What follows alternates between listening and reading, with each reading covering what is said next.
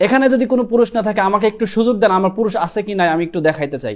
দাম্পত্য জীবনে সুখী না তাদের জন্য খুবই গুরুত্বপূর্ণ, বিশেষ করে যারা দ্রুত বীর্যপাত, বীর্য পাতলা, টাইমিং কম, হরমোন কম, টেস্টোস্টেরন হরমোন কম, শারীরিক দুর্বলতা নিয়ে ভুগছেন, বিবাহর পরে দাম্পত্য জীবনে সুখী না, তাদের জন্য ভিডিওটা অত্যন্ত গুরুত্বপূর্ণ।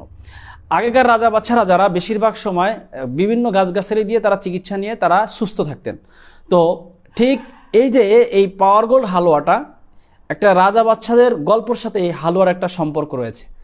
সেই গল্পটা হলো, আগেকার বাচ্চারা এরকম একদিন রাজা বাচ্চারা তারা গল্প করতেছিলেন, কিছু তাদের উজির নাজির নিয়ে, বিভিন্ন বুদ্ধিজীবীদেরকে নিয়ে তারা পরামর্শ করতেছিলেন। হঠাৎ করে একজন নারী, একজন মহিলা উলঙ্গ অবস্থায় তার দরবারে উপস্থিত হয়ে গেলেন।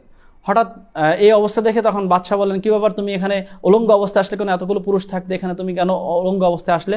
তখন মহিলার জবাব দিলেন যে এখানে কোনো পুরুষ নাই, সব কাপুরুষ, যার কারণে আমি এখানে উলঙ্গ হয়ে আসছি। তখন ওই বাদশার দরবারে একজন ব্যক্তি পণ্ডিত ছিলেন, একজন কবিরাজ ছিলেন, ওনার নাম ছিলেন কোকামিয়া। কোকামিয়া বলতেছেন, বাদশা সাহেব, এখানে যদি কোনো পুরুষ না থাকে আমাকে একটু সুযোগ দেন, আমার পুরুষ আছে কি নাই আমি একটু দেখাইতে চাই।